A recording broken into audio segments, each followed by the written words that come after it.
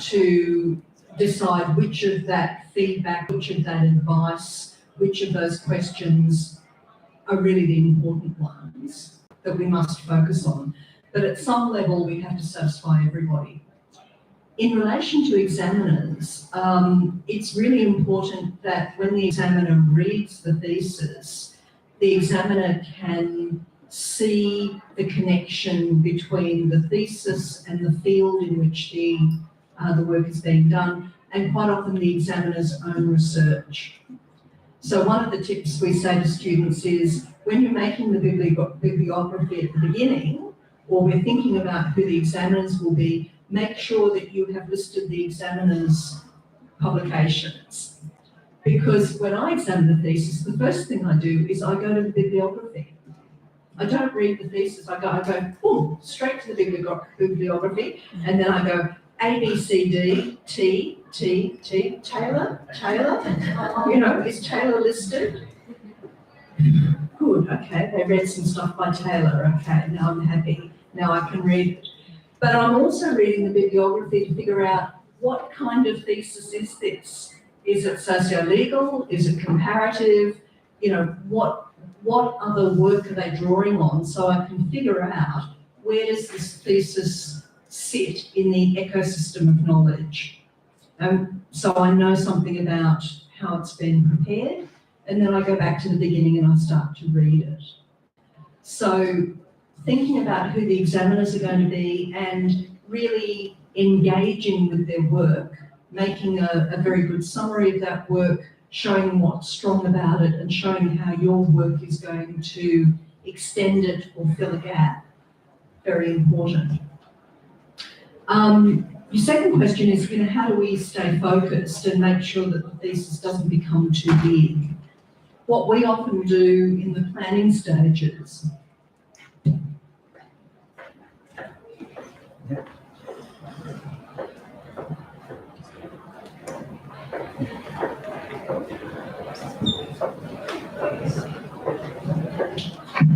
is, with the student, we do a kind of mind map. These are all questions. You know, here is the thing I'm interested in. I'm interested in judicial reform. I'm interested in prisons. I'm interested in environmental regulation. And here are all the questions that I want to know the answers to. But as you can see, there are too many questions here for one PhD. So in order to define the scope, we say, okay, in this PhD, I'm just going to deal with these 3 questions. There are many more that I can't answer.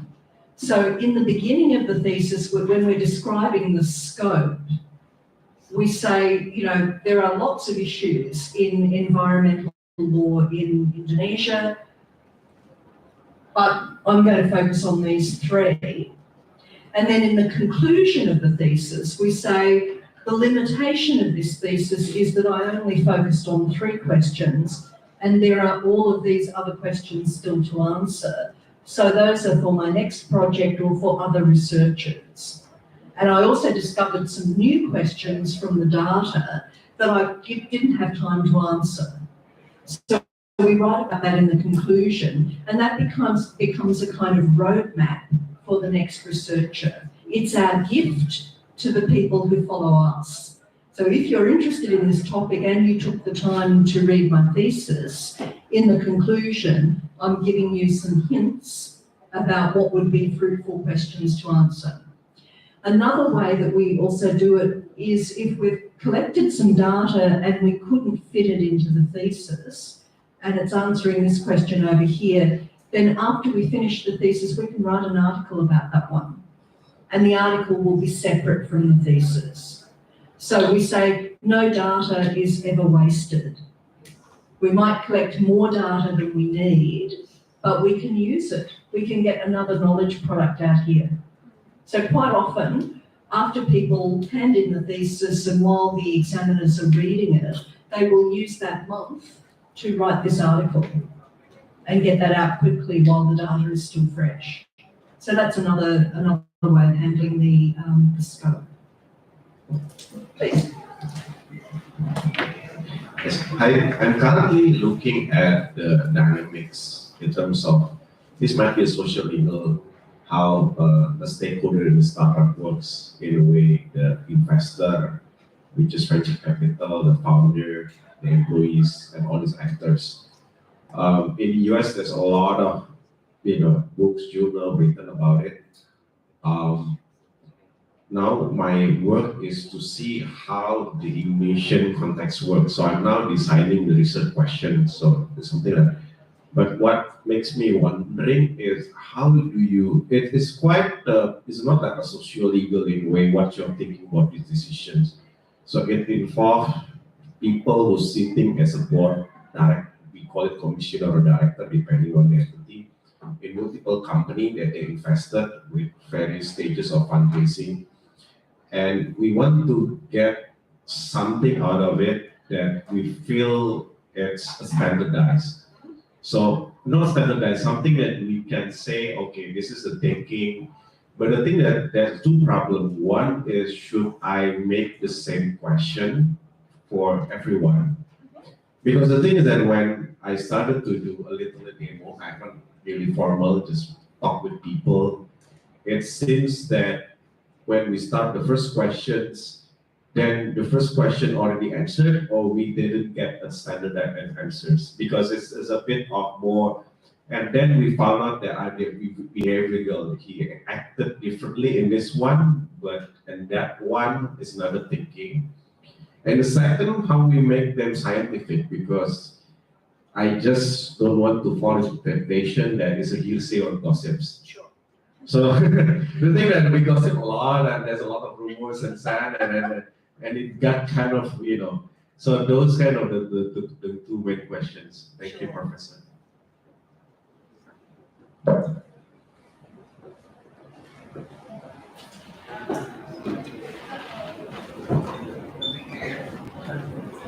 Okay, so two really good questions. The first one is, how can we get, I'm not going to use the word standardized results. I'm going to say, how can we get robust results? Robust results are results that we can defend because we collected the data systematically with a well thought out design that is logical and that would allow someone else to come and replicate it. So one of the tests of robust research design is, if I gave you this design, you could go and talk to startups and you would get pretty much the same responses. Okay? And that's different from gossip, and it's different from anecdote or me just chatting with my friends. That's not a research design. That's just coffee. So then how do we make it robust? And, the design is different in different cases. The size of the ecosystem that we're studying. So how there in Indonesia, and who are the angel investors or who are the venture capitalists?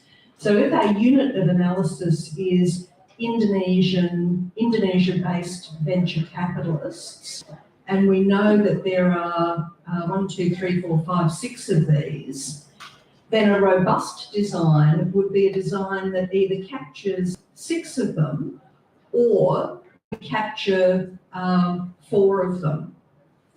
And we know that we've got 4 out of 6. So it's a sample that is large enough to be meaningful because the total number is 6 and we've got more than half. Of course, the ecosystem may include foreign venture capitalists and so forth. So that's why it's really important to understand what's the unit of analysis, what am I actually studying and how many of these are there. And so how many do I need to really capture data from in order for the design to be robust and persuasive? And the answer for legal research and for socio-legal research is usually not 100%. I don't need 100%. 60% would be fine if that's all I can get, because you've got limited time, limited money, and some of these people may not be available. Okay, so robust rather than standard. And then your second question was, well, you know, what about if I go into the interviews and people tell me different things? Let's say we've got 4 interview questions. We don't have to ask all of these questions in all of these interviews. We can do it like this. Okay? Because a qualitative interview is also a kind of free-form interview where I, you know, start by saying, good morning, Park, thank you for your time. I understand you're a famous venture capitalist, and I know that, you know, you've been operating for some years. I'm interested in your views. The thing that I would like to ask you about today is this, right? And if your interviewee speaks for, you know, 20 minutes, you're not going to have time to ask them everything else. So that means that when you go to the next interview, you really need to be getting the data for this. But in the totality, you will in fact have enough data. So it's not scientific like laboratory science. We're not doing the same thing each time. All we're trying to do is ensure that we've got a design that's robust, that will get us enough data to answer the research questions by the end of the study. There's lots of good books on this, which I'm happy to recommend to you. Now, we have more questions here. Sorry, I have one more follow-up. Do you need to somehow validate it with some sort of questionnaire, which I try to avoid because people are not as, you know, you kind of either dictated an ABCD or you just have one liner and people will not give, you know, it doesn't give you insight. But do you need to validate it to say, oh, I have these 10 questions, or can you just quickly answer? And so you know, it can be validated to say the majority of them thinks this important or not. What do you think about it? Okay, so let's go back and just recall what we said at the beginning, that the method that we're using to collect data relates to the research question. So if the research question is a question to a neighbourhood community about, are you concerned about plastic in the plastic pollution? And let's say that there are 3,000 people living in the community. It's impossible to interview 3,000 people. And even if you took a sample, you still can't interview, even 10% would be 300 households. And that would be impossible for you as a single researcher. So in that situation, you might think, okay, survey instrument would be a good way to get a kind of yes, no, maybe, or a kind of intensity measure. How concerned are you about plastic? What is it that concerns you about plastic? So the survey is good in that situation because you can get some data from a lot of people relatively easily. But what it won't tell you is about the individual circumstance, the individual person, their individual worldview and characteristics.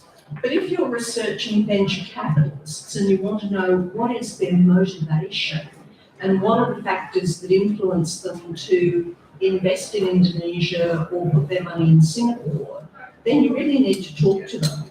And so the method is going to be interviews. And because you know that there are only a limited number of them, it's absolutely possible to talk to all of them. So that's the method you use. Make sense? Yeah, please. Okay. Yeah. Veronica, I have a story actually. So a couple months ago, I collected data in a border Papua and Papua New Guinea in terms of tanah ulayat. So I observe just only to know how the real situation. So I live like they live, I eat what they eat. So my question is it valid as a data? Yes, yeah. Just only to know them. Absolutely. So And Second one Let's is answer that question first, Mas, and then we'll go to the second one. okay. So the answer to the first question is yes, absolutely. And the kind of knowledge that you're getting and the kind of data might include photographs. It might include your diary about what it was like to live there, what you were eating. In your thesis, you might write a description about what does the village look like, what is the everyday routine in the village, Yes. who is the head man of the village, what's his personality like, what is his wife like. All of that is data. So all of our observations Valid as a data. absolutely valid as data. Yeah. Okay. The second one is some say the research question should be philosophy, and then some say the research question should be think deep. So are we should be philosophy to think deep, or think deep to be philosophy? It's a very, very nice question. And the answer is it depends on your worldview. Okay? It depends on you. And also, of course, depends on the worldview of your promoter and co-promoter. Please. I think this might be the last question because I noticed that we're getting close to time. Sorry, my last question also is about the impact. Of course, after you finish your PhD, you want to publicate all your research in either in journal, books, or whatever. But then the other deep question is it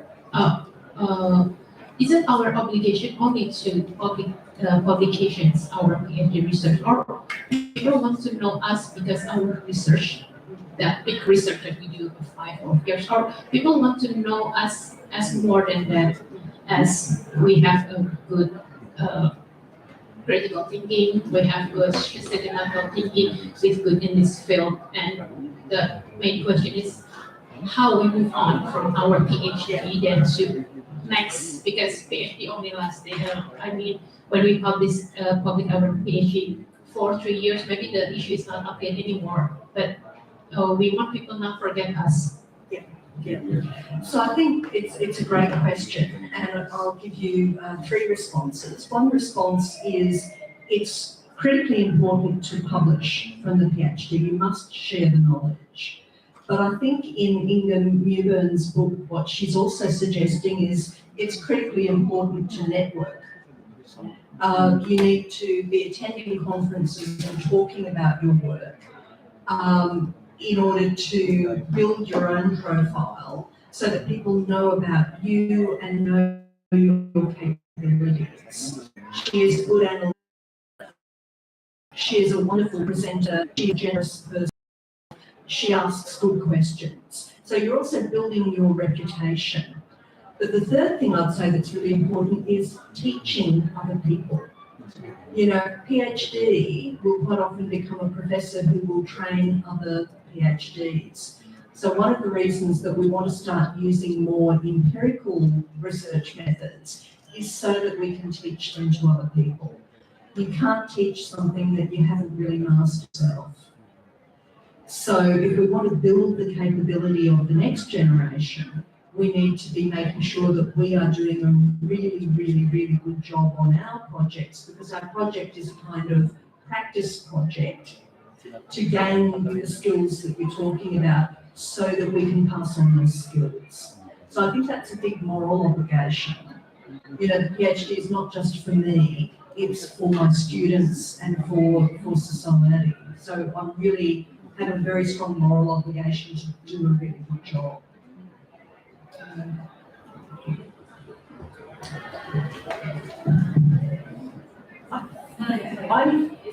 That's the last one. That's the final slide. I think we've just run out of time though, so I will pass to you. Let me just check if there are other questions that people would like to ask, particularly someone who hasn't had a chance to ask a question. Please. Thank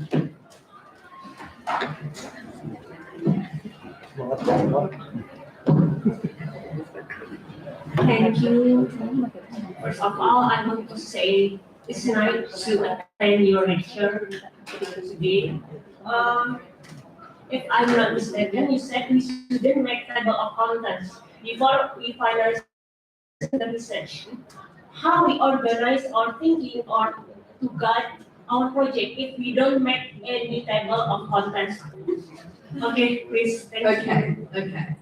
I permit you to make table of contents, but just draft. Okay, just draft. Don't think that will be the final one. You need to make adjustments. You need to be flexible because the thesis can only say what the data is saying. And until you get the data, you don't really know the story of the thesis. It's just a kind of idea. So the point is that we need to keep testing our idea and revising it.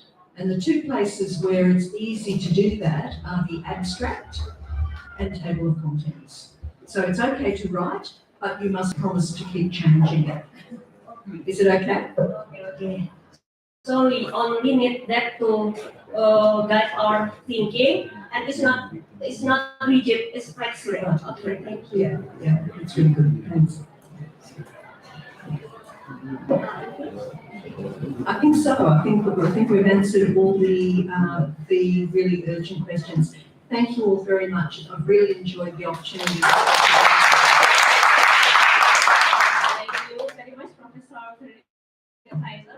I believe that from today's discussion we get really great insight about how to structure our PhD. We are asked how our motivation to do PhD, and we also need to consider how the social impact for the PhD, how we are as academicians spread the knowledge to other people. So thank you very much, Professor, for your insight. And before we close this session, Prof. Kriyantoha, as the head of PhD program, maybe wants to give something, say something, Professor.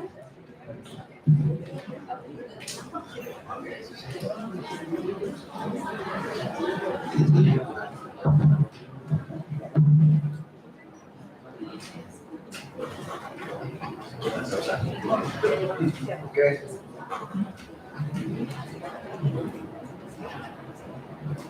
Thank you very much, Professor Veronica, for sharing your knowledge and your experience. So Professor Taylor is very knowledgeable. She was graduate chairwoman from University of Washington. So my supervisor, also Professor Mega's supervisor, and lot of people. She was also the book marketing at the Renew. And when I was in Seattle, one time I talked to her that, Professor, I thought that you spend much more time in airplane than in plane. So, because she had done a lot of research around the world.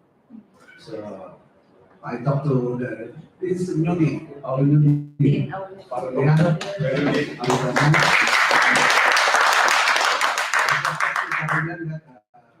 You can speak Japanese. Veronica, because Veronica also expert on Japanese. So, okay, thank you very much. Important for all of us, even I still learn, and also for the student. I hope we can produce very good quality PhD. So this is very important because it's difficult to find a good time for Professor Taylor to come here.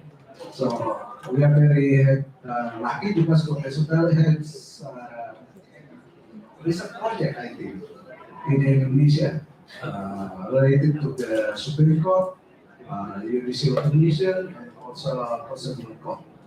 So, but unfortunately, this time is not improve a our institution. So it's not involved education.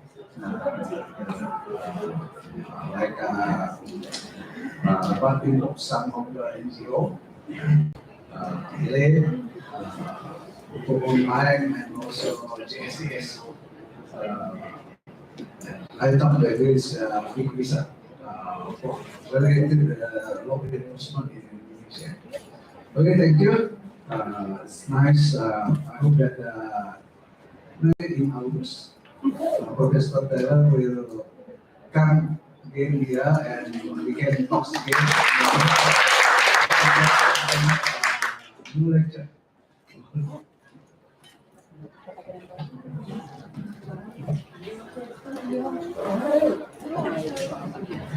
Thank you, Professor Kurnia, for your speech.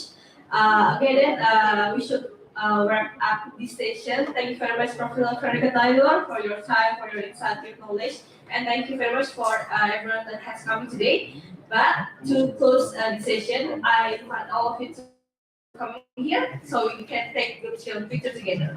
Okay, let's give a round of applause.